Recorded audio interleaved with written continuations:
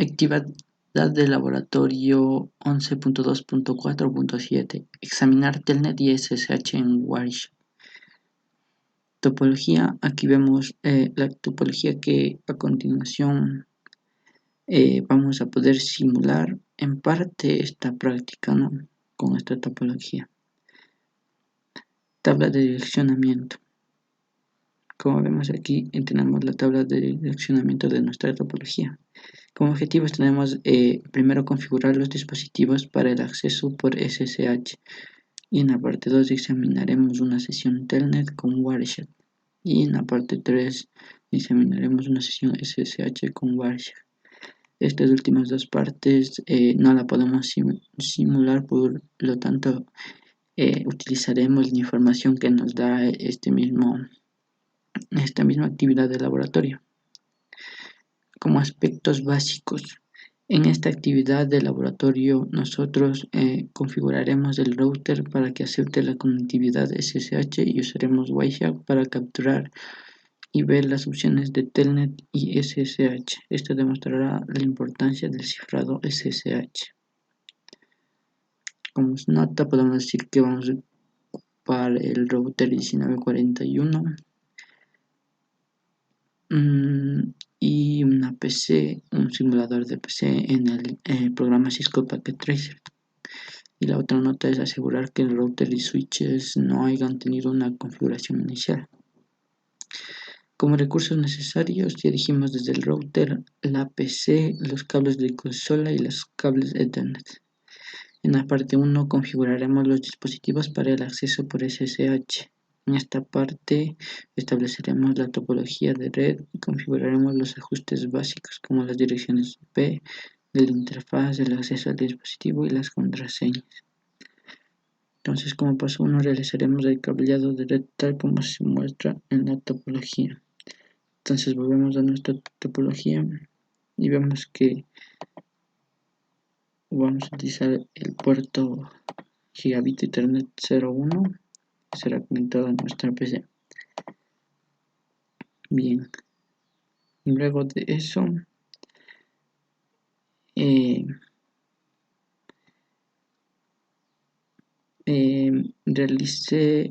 iniciamos y volvemos a cargar el router y configuramos los ajustes básicos de nuestro router.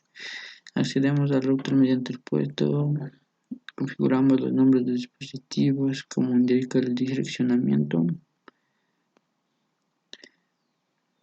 es decir, los hostnames, ¿cierto? Entonces vamos al router y vemos que tanto el display como el hostname serán R1.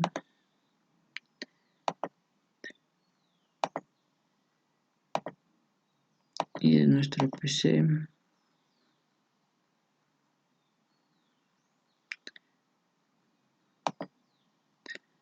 será PCA.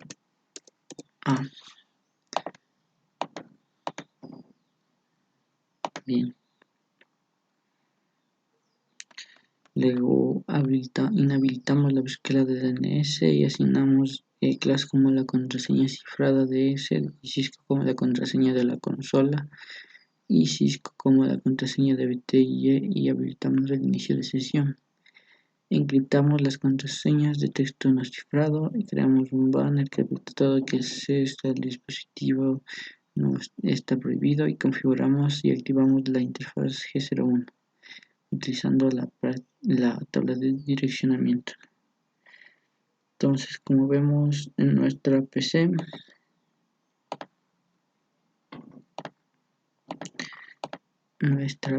tiene la dirección IP 192.168.1.3 con la máscara de subred por defecto y un default gateway de 192.168.1.1 y nuestro router tendrá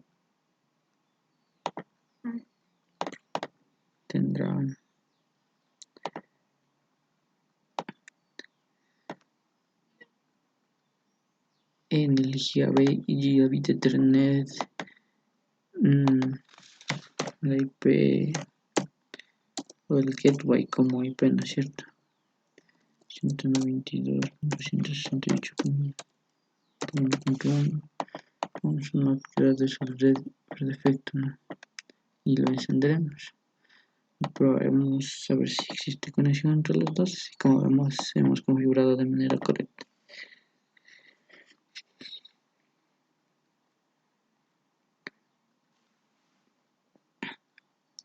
Luego configuramos R1 para el acceso por SSH.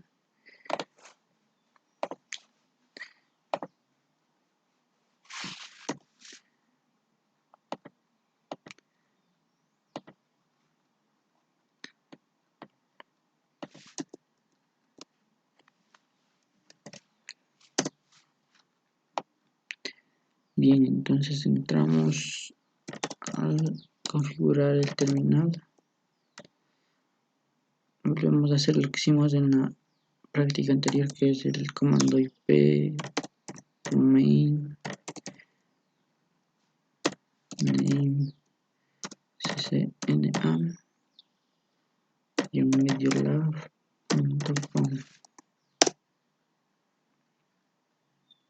Luego configuramos el cifrado de clave con el comando crypto key generate rca módulos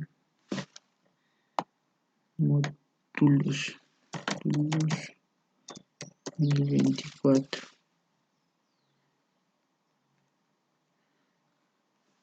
Luego creamos el usuario de la base de datos local con el comando username admin privilege 15 secret admin pass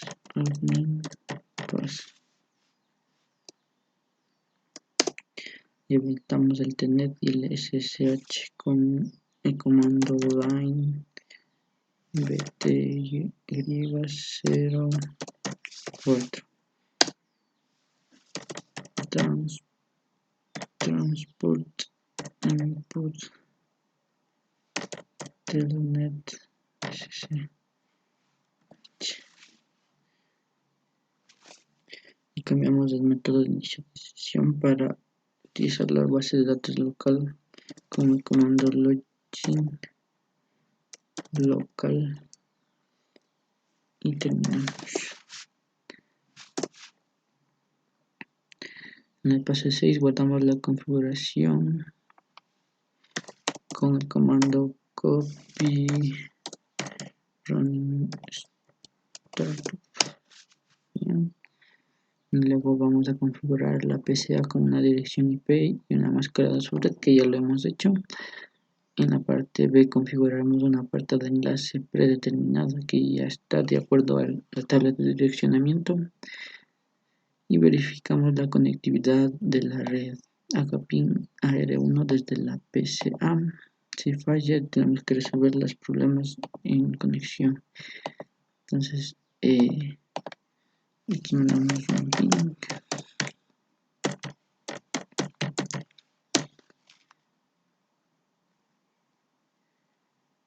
y como vemos han sido enviados 4, recibido 4 y hemos perdido a ningún paquete hemos perdido, es decir, está correcta la configuración. Esta parte 2 no la podemos hacer porque el programa Cisco Packet Tracer no se puede conectar con el programa Wireshark, pero utilizaremos la información que aquí nos da como ejemplo de cómo deberíamos hacer esta parte. En la parte 2 utilizaremos Wireshark para capturar y ver los datos transmitidos de una sesión de telnet en el router. Utilizaremos Teraterm para acceder a R1 mediante telnet. Registraremos y luego emitiremos el comando showrun. Si no tuviéramos un paquete de software de cliente, deberá instalar antes de continuar dos paquetes populares de software gratuito de Telnet SSH. Y como nota 2, Telnet no está disponible desde el símbolo de sistema de Windows 7. De manera predeterminada para habilitar Telnet, igual debemos realizar los siguientes pasos, como que es primero entrar a la ventana del símbolo de sistema, clic en Start, Control de Panel, Programs and Features, Turns Windows Features on or off, y damos clic en la casilla de verificación de Telnet Client y luego en OK. Bien, en esta parte primero vamos a capturar los datos, ¿no? Entonces tendremos que abrir Wireshark. En la parte B comenzaremos a capturar los datos. En este caso tenemos que utilizar internet a través de cable, ¿no? Para una mejor lectura, ¿no? O captura de Wireshark. Como nota podemos decir que si no podemos comenzar a capturar en interfaz LAN, deberíamos abrir Wireshark con la opción Run as Administrator. Bien, en el paso 2 iniciaremos la sesión con Telnet en el router. Entonces tenemos que abrir Teraterm y seleccionar el botón de Telnet. Y en el campo de host ingresamos la dirección IP, ¿no es cierto? También es una parte que si podemos simularlo aquí en el Citrus Packet Tracer. Entramos al Teraterm. Aquí escribimos la dirección IP. Sabemos que el username es admin.